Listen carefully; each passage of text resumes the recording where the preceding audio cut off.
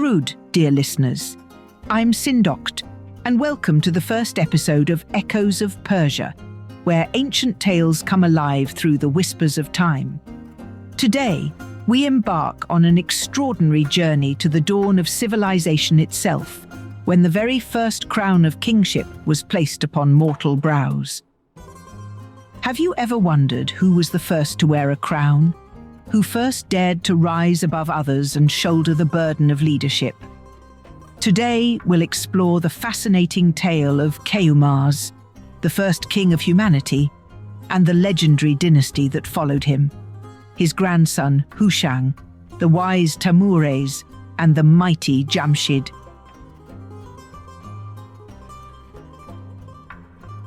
But before we dive into this epic tale, if you're fascinated by Persian mythology and history, please consider subscribing to our channel and hitting that like button. Each week, we'll bring you more enchanting stories from the rich tapestry of Persian literature. Long ago, when the world was young and memories were fresh as morning dew, a question echoed through the ages. Who was the first to wear the crown of kingship? Who dared to rise above others and claim the mantle of leadership? The ancient storytellers, keepers of our history, speak of one name, Keyumars. When the sun entered the house of Aries and spring blessed the world with new life, Keyumars emerged as the first king of humanity. Unlike the rulers who would follow, his palace was not built of stone and gold, but carved into the very mountains themselves. In those days, people knew nothing of the comforts we now take for granted. Keyumars taught them to clothe themselves in leopard skins, to find shelter, to make fire. For 30 years, he ruled with wisdom that shone like the sun itself. Under his reign, even the wild beasts would bow before his throne, recognizing in him a divine radiance that marked him as chosen by the heavens. But this golden age was not to last forever. Keyumars had a son, Siyamak, as beautiful as the morning star and as brave as his father. The king's heart was bound to his son with chains of pure love, and every moment apart filled him with worry. My son, my brightness, my hope for tomorrow. But in the shadows lurked Ahriman, the spirit of darkness and chaos. Consumed by jealousy of humanity's rise, he sent his own son, a demon as fierce as a wolf, to challenge the peace of Keyumars' reign. Why should these mortals rule? Why should they wear crowns while we dwell in darkness? When news of this threat reached the palace, the divine messenger Sarush, wearing leopard skins like the mortals he protected, appeared to warn Keyumars. Great king, beware! The forces of darkness gather against your throne. Your enemy plots in shadow. Young Siyamak, hearing of this threat to his father's kingdom, did what any prince would do. He prepared for battle. In those days, there were no suits of armor, no mighty weapons. Clad only in leopard skin, Siyamak went forth to meet his demonic challenger. The battle was fierce but brief. Despite his courage, Siyamak fell to the demon's claws, his pure blood staining the earth that had barely known death. My son, my light, the world darkens without you. For 1 full year, Keyumars abandoned his throne to mourn. The mountains echoed with his cries, and all of creation, beasts, birds, and humans alike, joined in his grief. But even in the depths of despair, hope was not lost. Once again, Sarush appeared with a message from the Creator. Rise, O king. The time for mourning must end. Gather your forces. Rally your people. The forces of darkness must not triumph. And so Keyumars raised his eyes to the heavens, his heart burning with the fire of vengeance. ready to wage the first great war between good and evil. In the shadow of grief, there burned a light of hope. Siyamak had left behind a son, Hushang, whose name meant eternal wisdom. In him lived not just the memory of his fallen father, but the future of humanity itself. They say Hushang possessed such wisdom that it seemed all knowledge and culture flowed from his very being. His grandfather Keyumars, seeing in him the image of his lost son, raised him as his own, keeping him close to his heart. In the great hall of the mountain palace, Keyumars, his heart still heavy with loss but burning with purpose, called young Hushang to his side. My grandson, bearer of my hopes, the time has come. The darkness that took your father must not go unpunished. I shall raise an army unlike any the world has seen, but you must lead the charge. My king, my grandfather, I have lived with the shadow of my father's death since I drew my first breath. By your wisdom and love, you have prepared me for this day. I am ready. And so began the gathering of the most extraordinary army ever assembled. Keyumars called forth not just warriors of human form, but beings of every nature, the Persian of light, mighty lions, fierce leopards, cunning wolves, and brave tigers. Even the birds of the air answered his call. Let all who stand against darkness gather. Today we fight not just for vengeance, but for the future of all creation. The army formed in perfect order. Hushang, young but mighty, led the vanguard, while Keyumars, the great king himself, commanded the rear. Against them came the black demon, the slayer of Siyamak, spreading dust to the very heavens in his terror. What manner of army is this? Even the beasts themselves rise against me. The clash was unlike anything the young world had ever seen. The roars of lions mingled with the battle cries of warriors. The screech of eagles joined the war songs of the Persian. But above it all rose young Hushang, moving like a storm through the demon ranks. This is for my father, for all those who stand in the light. With the strength of a lion and the wisdom of ages, Hushang reached the black demon himself. Their combat was brief but magnificent.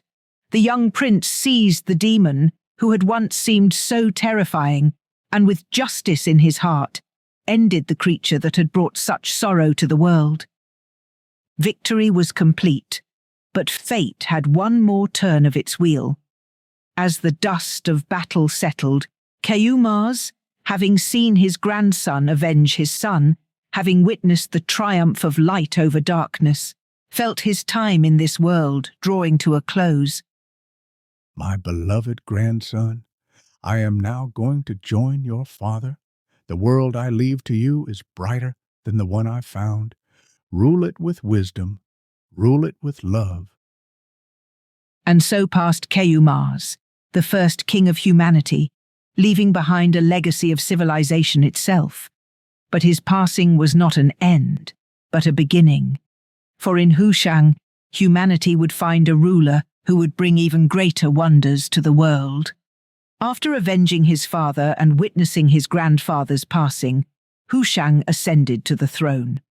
The crown that had first graced Keyumars's head now rested upon his grandson's brow, and with it came wisdom beyond his years.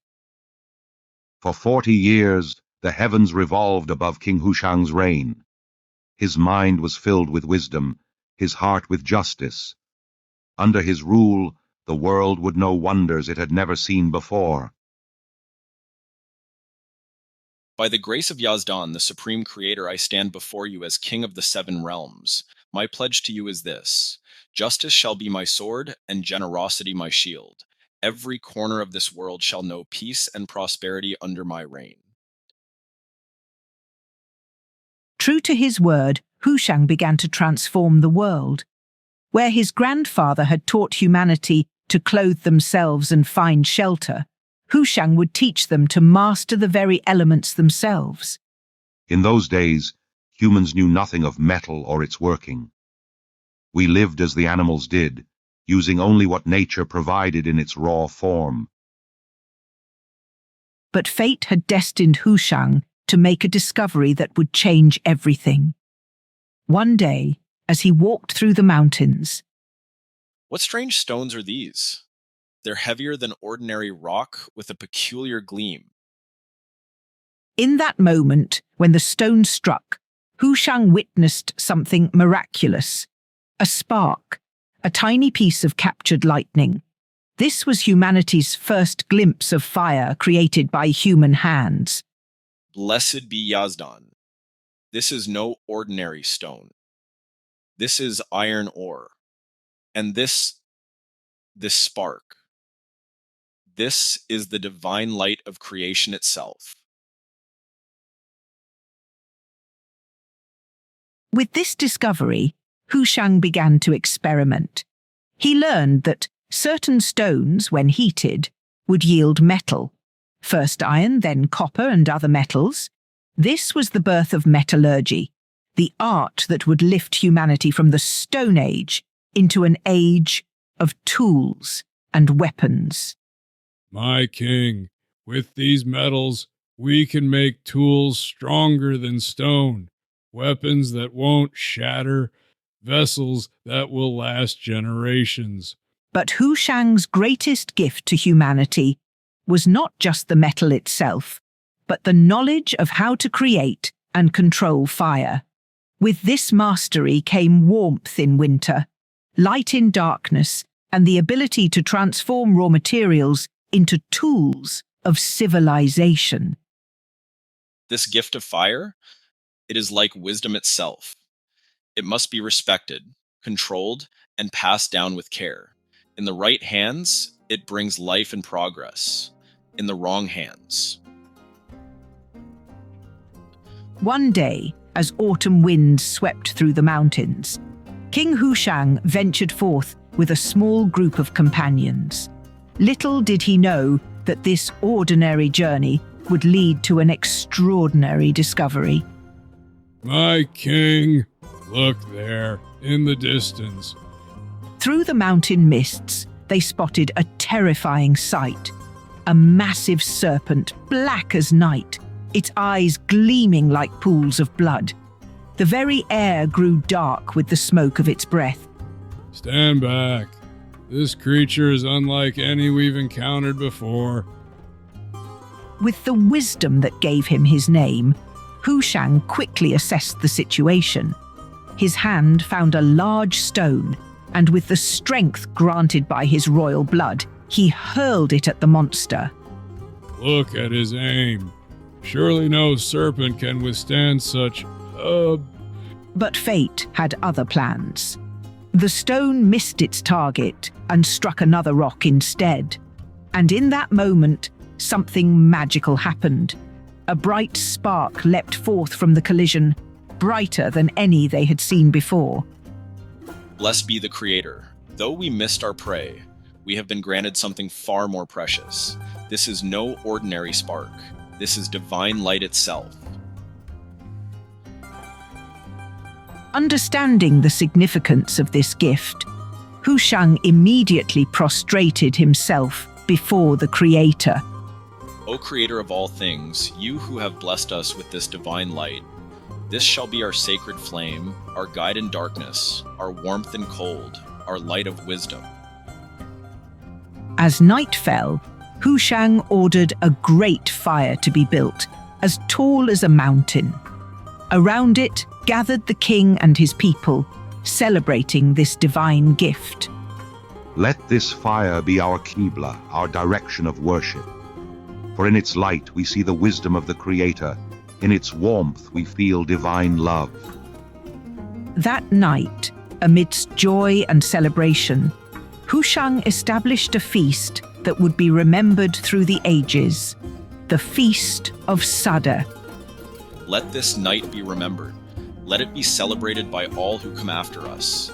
In the heart of winter, when darkness seems strongest, we shall light our fires and remember this gift. And so was born the festival of Sadeh, celebrated to this day in Iran and by Persians around the world, marking the discovery of fire and humanity's triumph over darkness. Through Hushang's wisdom, what began as a hunter's missed strike became a light that would guide humanity forever. Such is the way of greatness, finding divine purpose even in seeming failure. Having mastered the secrets of metal and fire, Hushang turned his brilliant mind to creating tools that would forever change how humans lived. Watch, O king, as the metal bends to your wisdom. What shall we create today? We shall create not just weapons, but tools of creation themselves. Bring me more iron. We shall make the saw and the axes, tools that will help us shape the world. But Hushang's vision extended far beyond mere tools. He saw how water flowed wild and free, bringing floods in some seasons and drought in others. The waters must serve the people, not threaten them. We shall dig channels, build irrigation systems, tame the rivers themselves. My king, see how the water now flows where we need it. Our fields drink deeply, and our crops grow strong. Under Hushang's guidance, humanity learned to cultivate the earth itself. No longer were they mere hunters and gatherers. Now they could plant seeds and harvest crops, tending their own gardens and fields. Before Hushang, we waited for nature's gifts. Now we create abundance with our own hands. Each person knows their craft, tends their own bread. But perhaps his most refined innovation came in the art of clothing. Understanding that different animals provided different benefits, he revolutionized how humans dressed. See how each creature offers its own gift. The sheep's wool, the fox its warm fur, the sable its soft coat. From these we shall make garments for every season and purpose. The soft squirrel fur for nobility, warm sable for winter, light fabrics for summer. You've given us protection from both cold and heat, my king. Through countless experiments and endless innovation, Hushang transformed human society. But, like all mortals, even this great king could not escape time's embrace. He labored endlessly for his people's betterment, seeking no glory for himself. When his time came, he left nothing but his good name and the countless gifts of civilization he had brought to humanity. Remember this truth, O listeners, the world shows no eternal loyalty to any soul, no matter how great. Even the brilliant mind of Hushang, with all his glory and wisdom, had to bid farewell to his earthly throne. When Tahmoorés ascended to his father's throne, he gathered the wise Mobids of his kingdom and made a bold declaration. Today, this crown, this throne, this army, they are mine by right. But I shall not rest in luxury. I vow to cleanse the world of evil, to bind the demons themselves, and to bring forth every useful art that remains hidden. True to his word, Tahmoorés first turned his attention to the gifts of nature. He saw how the sheep and lambs provided wool and conceived of something revolutionary. See how the wool can be spun into thread, O king, and from thread we can weave cloth finer than any animal hide. Let this be the first of many gifts we shall discover. Teach all our people this art of spinning and weaving.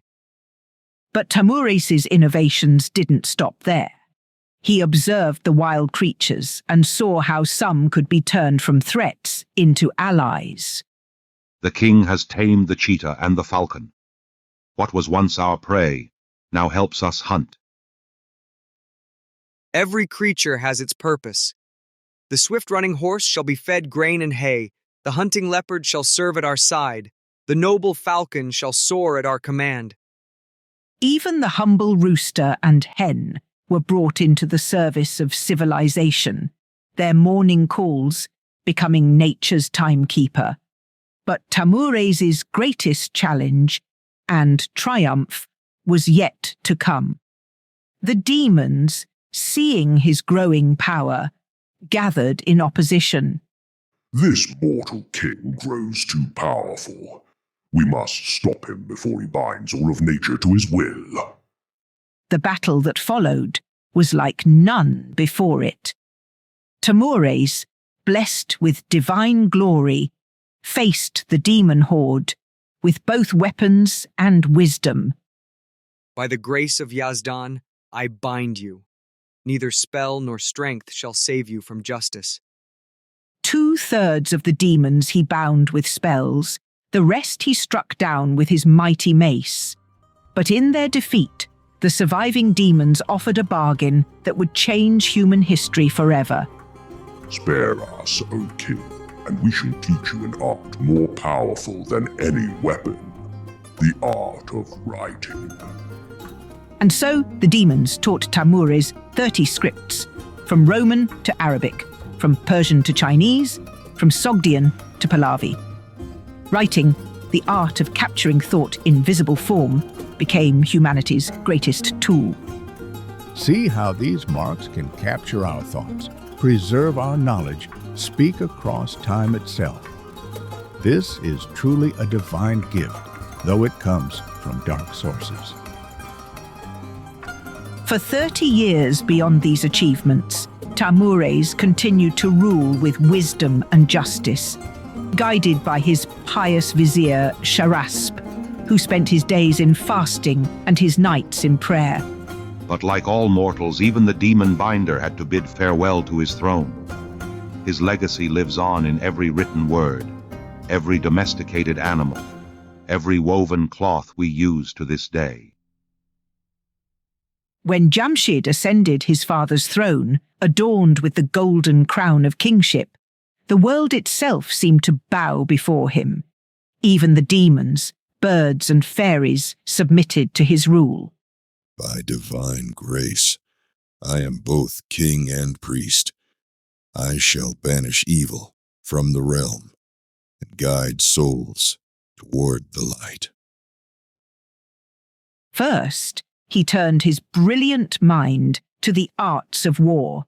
Iron yielded to his divine glory as he created armor never seen before. Helmets, chainmail, breastplates, and weapons that would protect warriors for centuries to come. See how the metal bends to his will. What once was raw iron becomes a shield against death itself. But Jamshid's greatest achievement was how he ordered society itself. He divided the people into 4 classes, each with its own noble purpose. Hear me. The Etrosian priests shall dwell in the mountains, keeping the sacred fires. The Nasarian warriors shall protect our realm. The Besodian farmers shall feed our people, and the artisan class shall create works of beauty and use. Each person knows their place, their purpose. None may look down upon another, for all serve the whole. The demons themselves became his servants, teaching them to mix water with clay, to make bricks, to build palaces and bathhouses.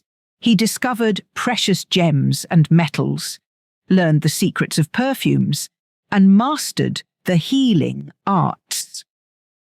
He built ships to cross the waters, moving from land to land as easily as a thought moves through the mind.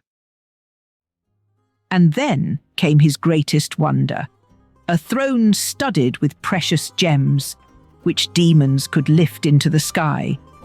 On Hormuz of Farvardin, the first day of spring, Jamshid sat upon this flying throne, shining like a second sun in the heavens. See how he rises like the sun itself. Today is truly a new day, Nowruz. For 300 years, Death and suffering were unknown in his realm. The world knew only happiness and prosperity. Look upon my works. Who but I has created such wonders? All good things come from my hand alone. But pride comes before the fall. Jamshid began to see himself not just as king, but as a god. I see no power in the world but myself. All beauty, all order, all prosperity flows from my wisdom alone. The divine glory, it's leaving him. In that moment, when Jamshid forgot that his power came from divine grace, the divine glory that had blessed his reign, departed from him. The world that had seemed so perfectly ordered began to unravel. Remember this truth. When a king forgets to bow before the divine, when pride fills his heart, even the greatest throne can crumble to dust. And so, dear listeners, we've witnessed the rise and fall of humanity's first kings. From Keyumars, who taught us to clothe ourselves and build shelter, to Hushang, who gifted us fire and metalwork, to Tahmoorés, who gave us the written word, and finally to Jamshid, whose pride led to his downfall. These tales remind us that true leadership isn't just about wearing a crown. It's about serving others, innovating for the greater good, and most importantly, remembering that power is a gift to be used wisely, not a right to be claimed. In our next episode, we'll explore what happened after Jamshid's fall, and when a foreign king named Zahak brought 1,000 years of darkness to Iran. Trust me, you won't want to miss this tale of tyranny, resistance, and hope. If you've enjoyed today's journey through ancient Persia, please support us by liking this video and subscribing to our channel. Your engagement helps us continue bringing these timeless tales to life. Until next time, this is Sindokt, reminding you that even the oldest stories can teach us new wisdom.